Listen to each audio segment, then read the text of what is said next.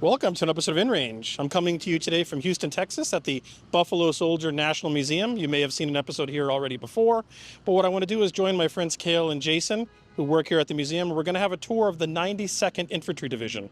This was an African-American black division of the U.S. American Forces, initially deployed to France during World War I, but then later to the Italian combat sector of World War II. The Italian combat area is generally kind of neglected in discussions about World War II in general, and this being a black African-American division, referred to as the Buffalo Division, even more so ignored when having conversations about that particular theater of combat. However, they had a very important role to play in defeating of the fascist forces there, both the Italians and the Germans, and have an interesting story to tell. So let's go learn more. Here we're talking about the 92nd Division or the Buffalo Division, and the whole idea of this exhibition is kind of trying to basically go through and highlight the lesser known aspects of the 92nd Division, but also kind of show how this division connects to the legacy of the Buffalo Soldiers.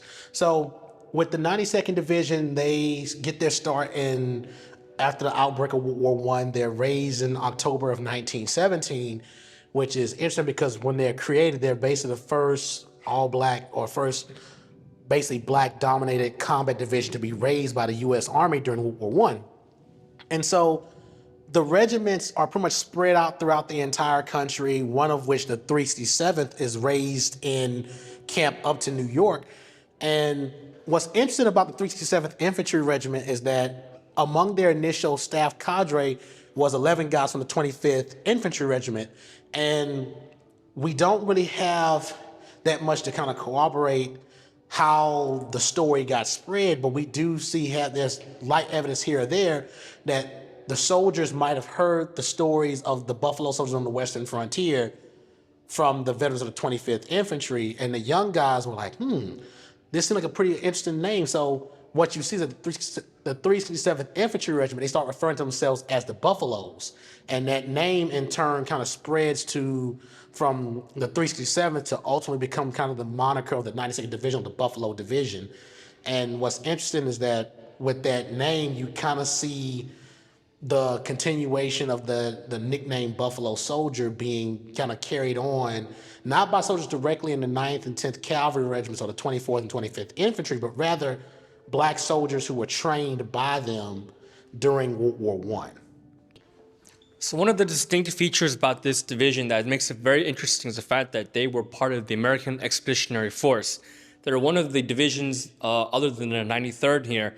The 92nd was able to fight under American troops for a time before being transferred over to the French army to help support their lines as well.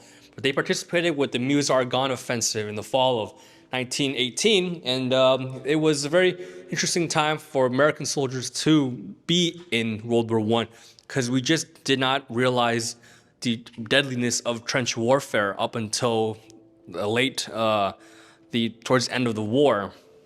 Before we move on, one of the interesting things I want to kind of highlight is this artifact right here, the M1917 helmet.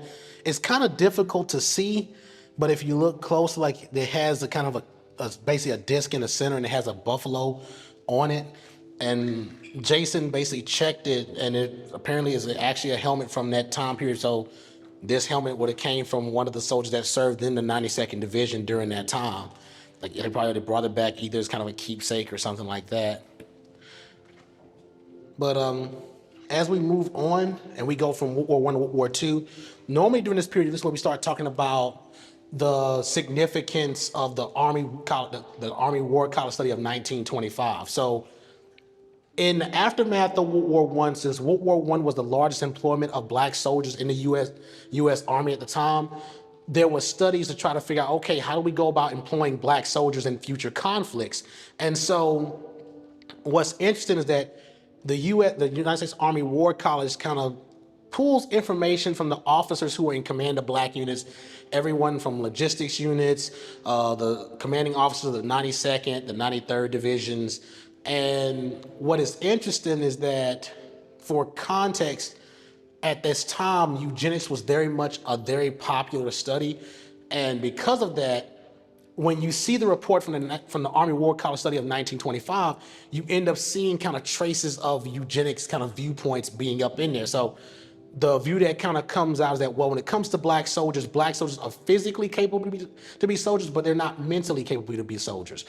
That when it comes to black officers, while there are a few good black officers here and there, that when it comes to black units, that black units should probably be led more by white officers, particularly from the Deep South.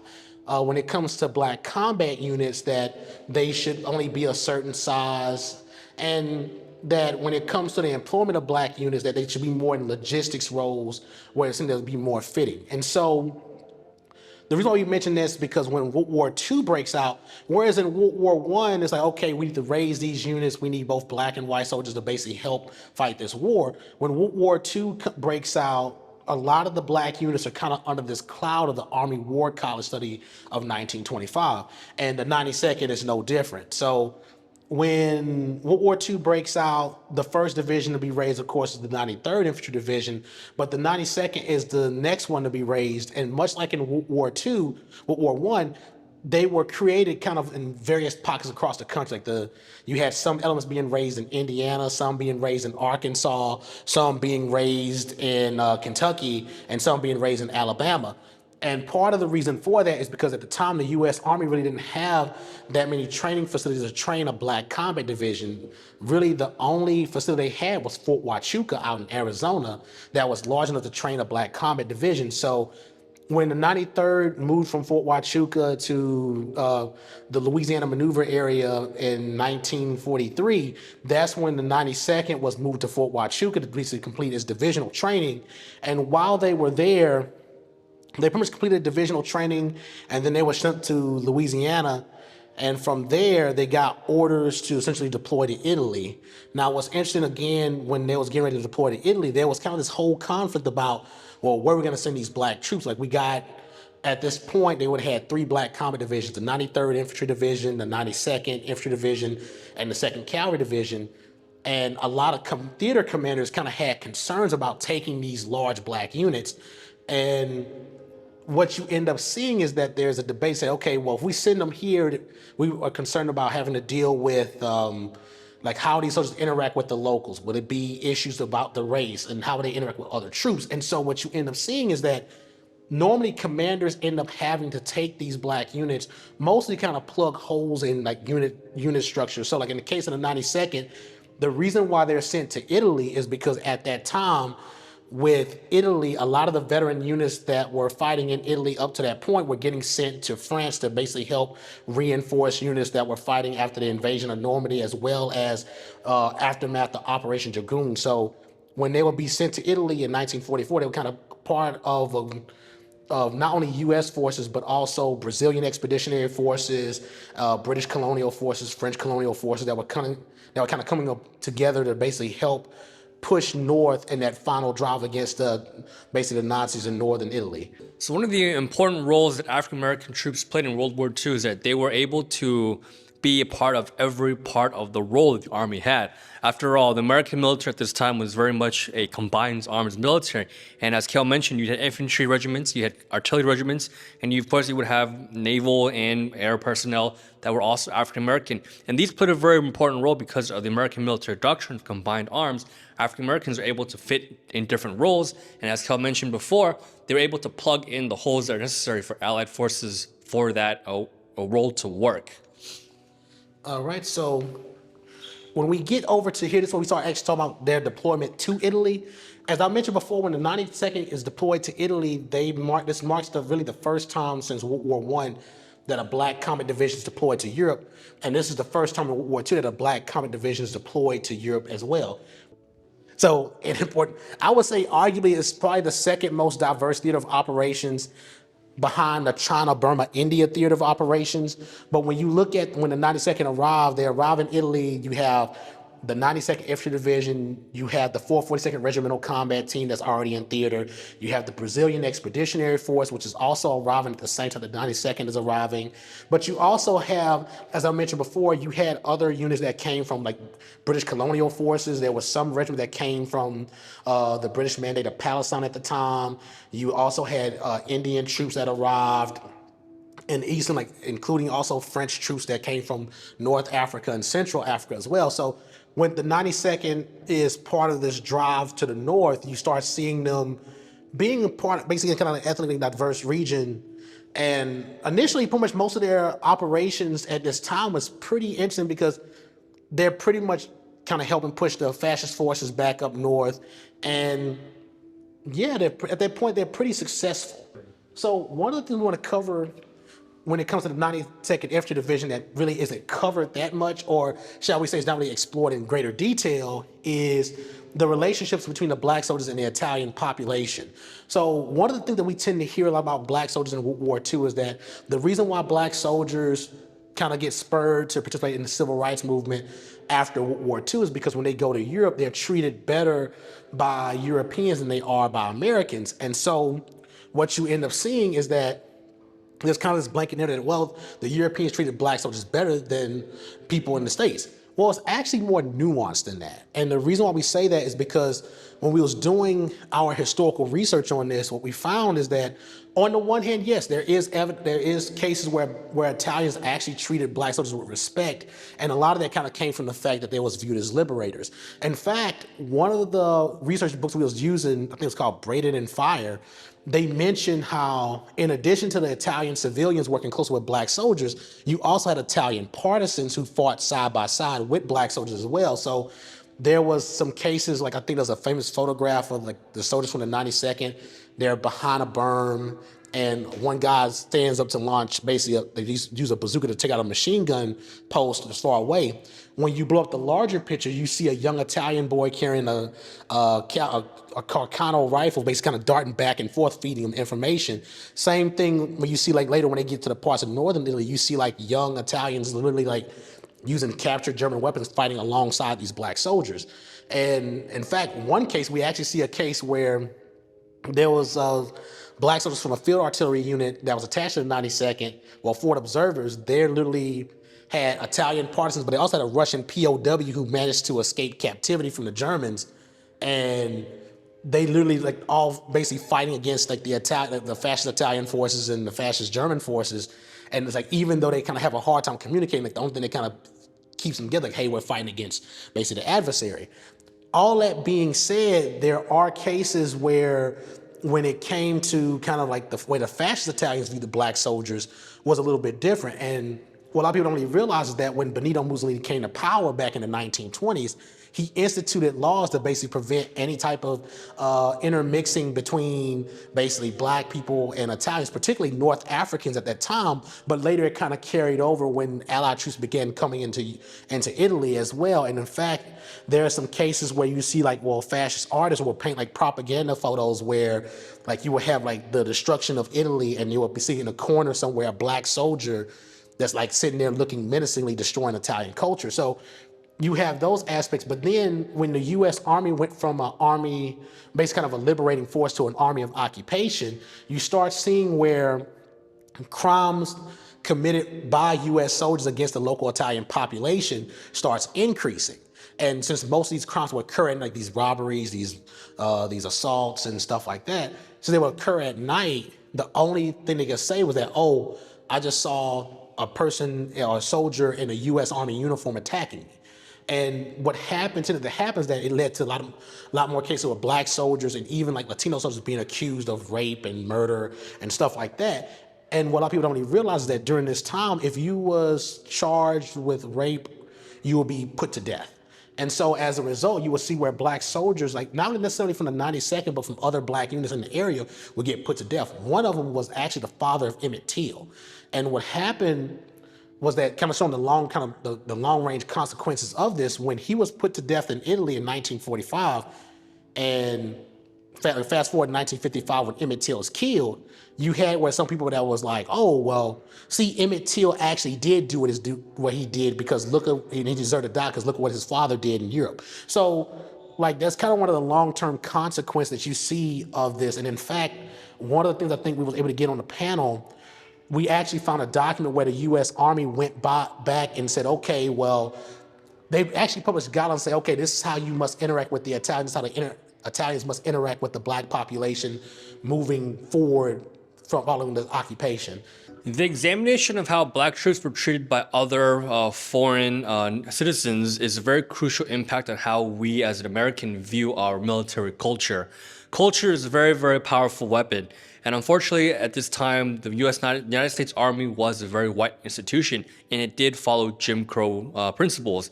And so one of the exportations the United States military did as it was occupying Europe was sort of export Jim Crow principles as well, therefore allowing the treatment of African Americans to be hindered by foreign citizens like the Italians and the French, as well as the British.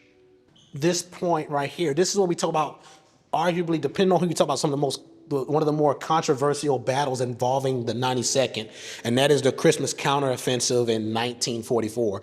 So up to this point, the 92nd Infantry Division has mostly been kind of pushing their way north along with other Allied forces, and they're pretty much right in the northern regions of Italy. And while they're up here at this time, they start preparing to halt operations around the time for Christmas. Basically, kind of getting to a point where they reach a stop point in their offensive operations and kind of wait till the winter kind of pass through.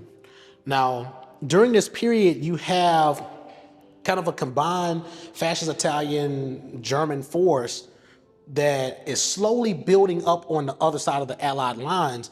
And you have reports from like Italian civilians who are fleeing from them, as well as Italian forces who are defecting from those units, are basically reporting to both the civilians and even the black soldiers from the 92nd saying, hey, there is a massive buildup of forces across the lines. There is very likely going to be a counterattack sooner or later. And the soldiers start passing this up the chain of command. The chain of command is like, well, the Italian forces and the German forces, they're not going to really attack this area. And so you see some cases where like the officers in charge there's kind of delays when it comes to addressing certain things. So, like, case in point, while the 92nd Division held down the western side of the defensive line, the British forces held down the eastern side of the defensive line. And with the British forces, they had kind of a defense in depth where you had the main units on the main line, but you had supporting regiments behind them so that if an offensive occurred, when those units get attacked on the front, they can fall back to a second defensive line. With the 92nd, they really didn't have that. In fact, there was calls to say, hey, we need some units behind us to kind of help buttress us in case of an attack. And the British started actually shifting, I think it was the 8th Indian Division, to try to help reinforce the 92nd. But by the time this occurs, the counteroffensive goes off. Now, some people say it was an actual counteroffensive. Some say it was a reconnaissance in force. But either way, you have where an Italian field commander launches this offensive and literally creates a bulge in the 92nd line, and it lasts for like a few days.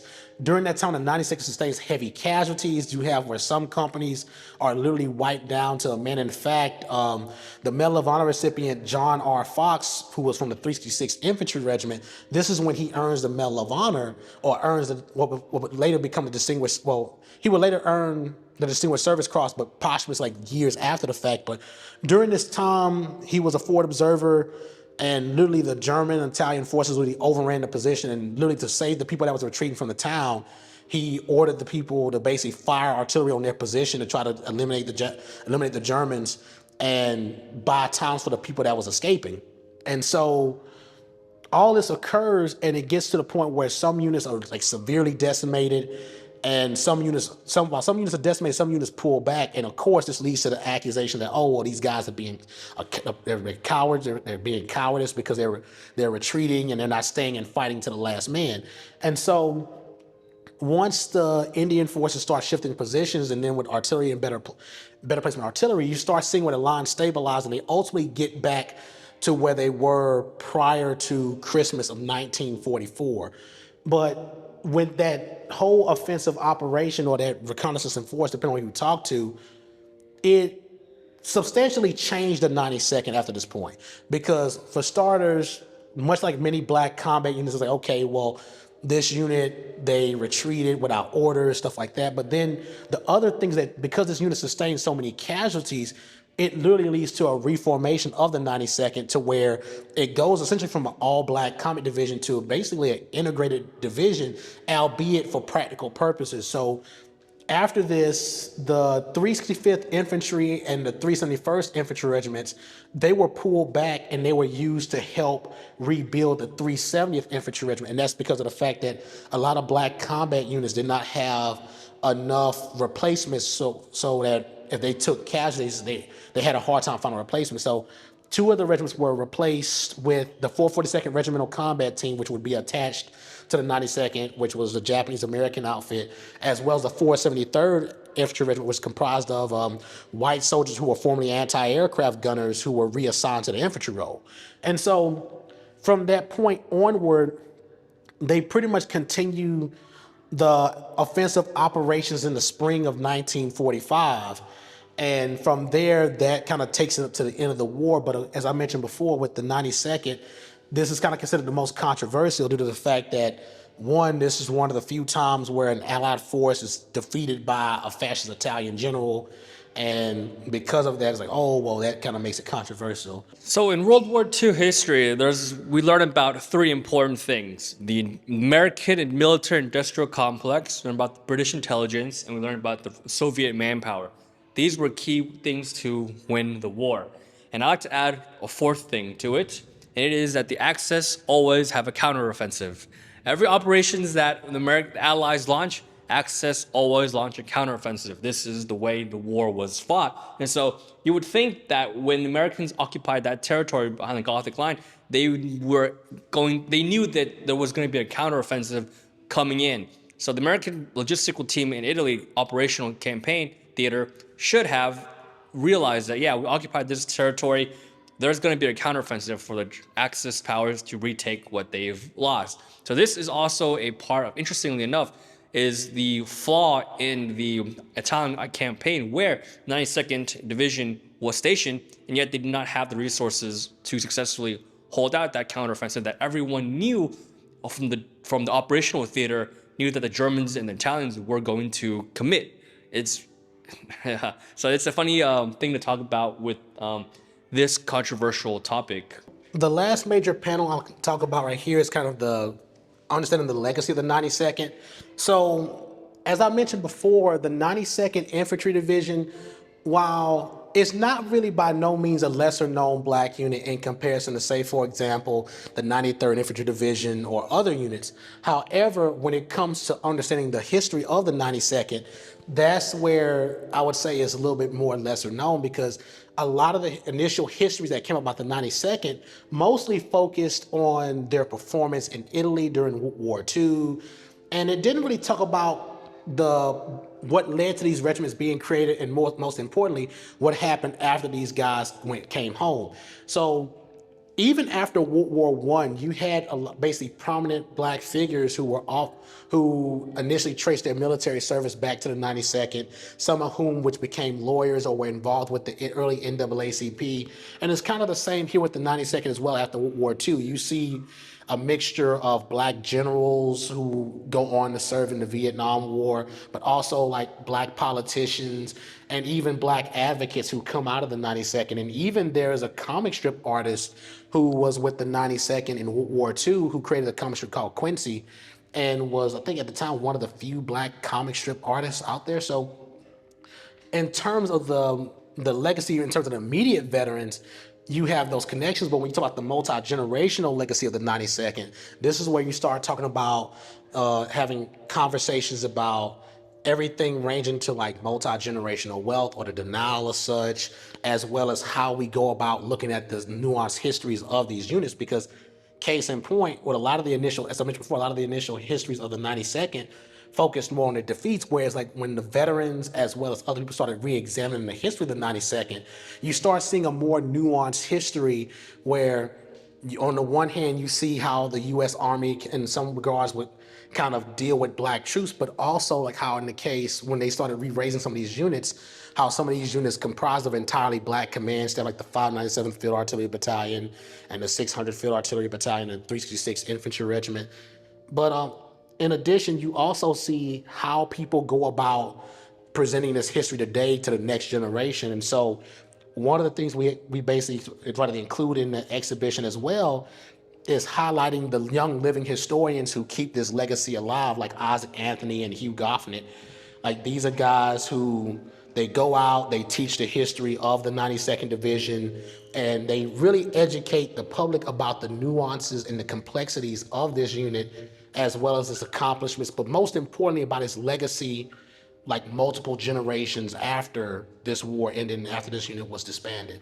So often in World War II history, we always talk about the 101 Airborne and 82nd Airborne, and rightfully so. They were legends among the units. However, there are others besides the 101 Airborne and the 82nd Airborne that also deserve to be acknowledged and talked about and studied. One such example is the 92nd Infantry Division.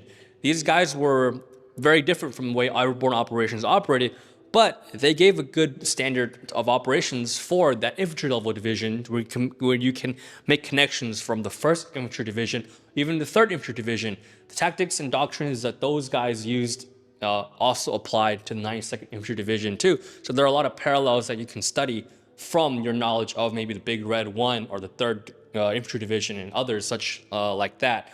So just to promote, add on to that history of World War II by diversifying it and also showing that African Americans are just as good as a soldier, if not better, in some aspects, especially during the Italian campaign, because the Italian campaign was a very important aspect in holding Europe for the Allies. So the last thing I want to kind of highlight here is normally in our center case, we try to highlight a specific narrative from the units that we cover. And I think in the last one, it was Daniel Thornton for the 93rd, but this one is Private Logan, or PFC, Private First Class Logan. I think it's Guessmain.